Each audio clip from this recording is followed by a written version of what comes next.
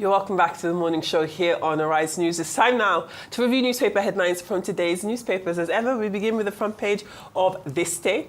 Now, This Day does lead with, the lead headline there says, ahead of emergency rule expiration, Ibas says that he has fulfilled Tinubu's mandate in Rivers State. Ibas, of course, is the sole administrator, has been the sole administrator for the past 6 months following the suspension of duly elected Governor Siminalayi Fubara.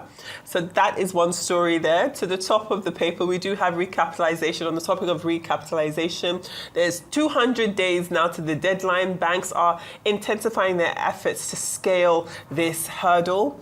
Our picture headline, we've got two picture headline stories. One of them, we do, of course, see the First Lady, Senator Oluremi Tinubu, alongside different First Ladies of the state, of different states. Also, we have with the Nigerians in the Diaspora Commission chairman, Abike Dabiri Erewa, the wife of the Vice President, Hajia Nana Shetima, the First Lady herself. And then next to her, you do have the wife of the Chief of Staff to the President, Mrs. Salamatu Gbajabiamila, with other CEOs of government agencies and organizations after a courtesy visit from the Forum of Female CEOs to the First Lady yesterday. Yes, and then of course, we have Aisha Ogi there and another Aisha, two Aishas. Yes, there. two Aishas. Two Aishas. Side by side. Side by side.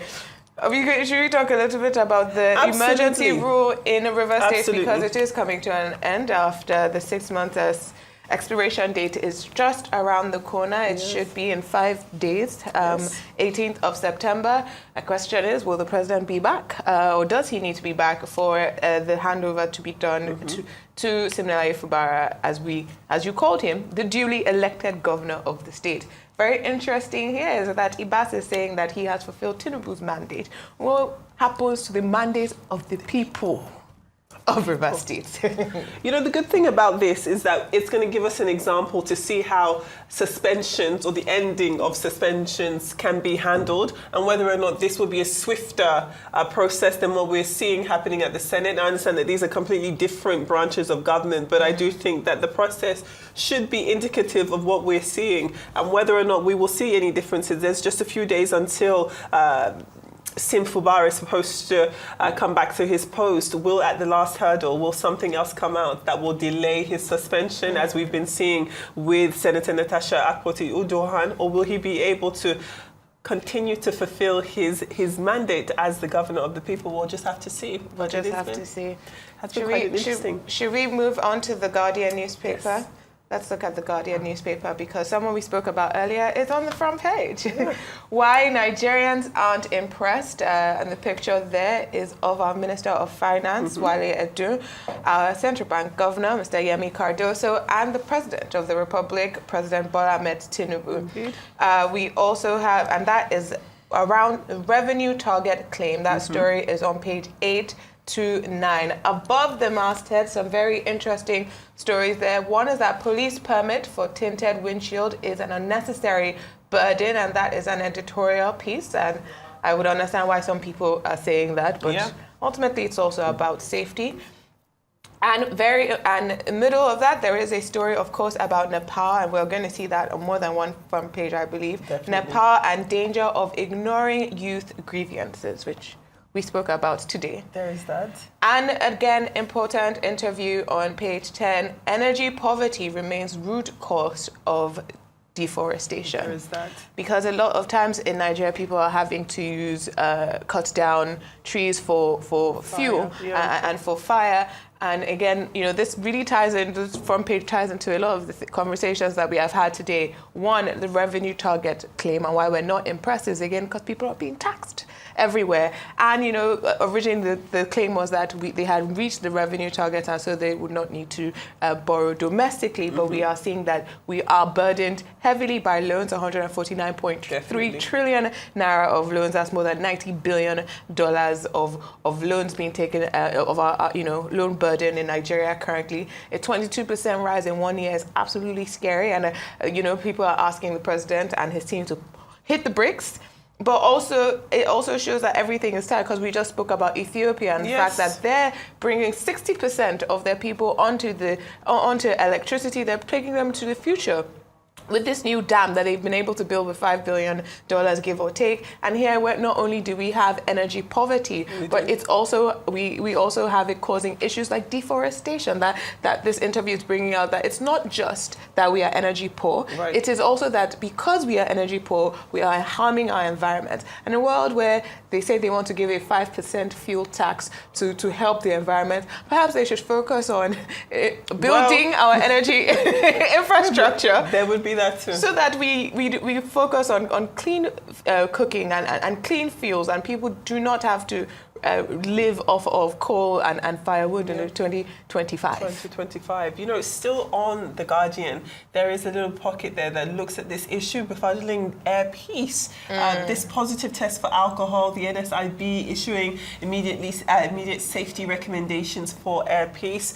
I mean, we did have two guests come on to Newsnight with Ngozi Alebu last night and essentially defend their positions. We had the co-pilot and we had a member of the cabin crew, both of whom were had allegedly tested positive for alcohol and for marijuana, I believe, respectively. Both of them vehemently deny these claims and say that there are lots of inconsistencies, lots of discrepancies, that first and foremost there is, of course, the time lag in between when they were actually tested and when the results came out. They believe this to be an example of some form of vendetta against air peace itself, but all of this centers on, you know, passenger safety, this issue with this landing in Port Harcourt, what was the real cause of it. I think that is where a lot of people are diverting their information and diverting their attention, because ultimately when people pay money to go anywhere, you know, via these airlines, there is an understanding and a belief that they should be in safe hands, that they should be able to get to their destinations on time in a timely manner,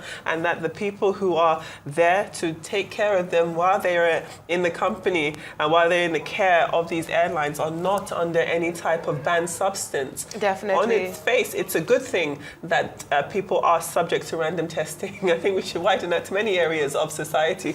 But in all, I believe Senator Natasha called for it for the. Well, and you see when I got her. So she called for them to be tested. Yes. You know, I do think this story is very important, as you said. And you know, a Nigerian, some of us have trauma when it comes to plane crash. When you know, Soliso and everything. It's something that is an emotional topic for lots of Nigerians, because we have experienced that in the past and we don't want to experience that again. And very importantly, this incident was on the 15th of July, I believe, when the plane skid off the runway, over 200 meters off the runway in Port Harcourt Airport. And afterwards is when the NSIB says that they tested the pilot and the crew, and that they found traces of alcohol and also THC, as you said, or marijuana in the crew, and I think alcohol in the pilot.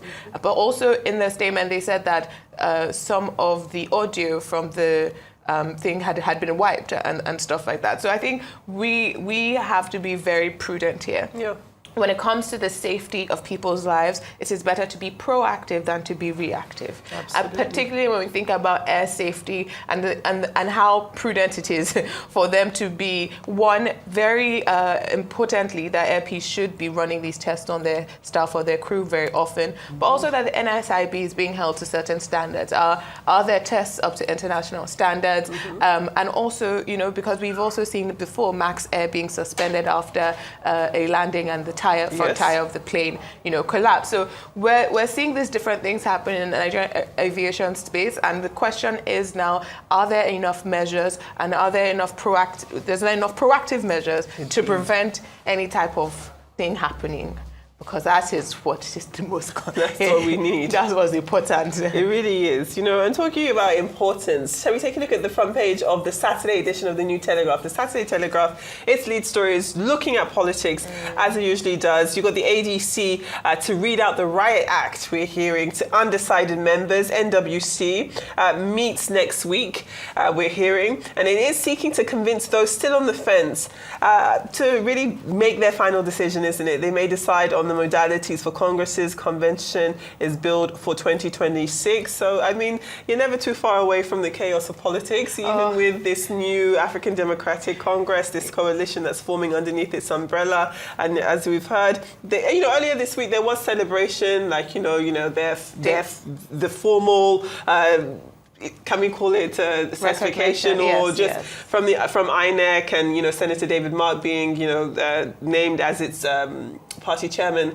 I believe. So I know that on its face that earlier this week there was definitely celebrations of legitimacy for the ADC. They are definitely wanting to give the incumbent APC a run for its money come 2027, and that informs this headline with them saying that they're going to read the Riot Act to people, whether or not they're undecided. Are you with us?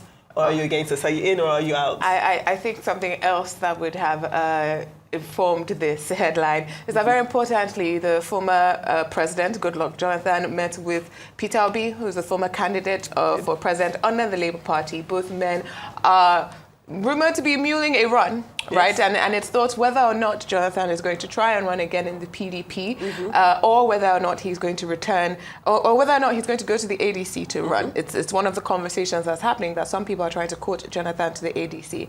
But also with Peter Obi is that, are you in the Labour Party or are you in the ADC? Because it does seem like there's one leg in, one leg out. Obviously, these men have a very long relationship. Yes. It was Jonathan who made Peter Obi the chairman to the SEC in 2015. It was one of the last decisions, one of the last key appointments he made before he left office. But very interestingly enough is that the ADC now people have to weigh certain things here, because if you go to the PDP, of course, you will have to deal with the Minister of the FCC, Nyesom Wike, who said he is backing Tinubu in 2027. All the way. And if you go to the ADC, of course, you have to challenge somebody who loves winning primaries at least, which is Atiku Abubakar, the former vice president. So we'll see. We'll see what's going to happen, as you said. Interesting times ahead. It is. Lovely Saturday with you, Adefemi. I've really enjoyed this. Should we do this again? We should do this more often, I think. We should. Well, that brings us to the end of the morning show. Thank you for watching and sticking with us. I'm Adeso Agiwal-Sage. And I'm Adefemi Akinsanya from our entire team here in Lagos, Nigeria. Please do enjoy the rest of your morning and, of course, the rest of your day.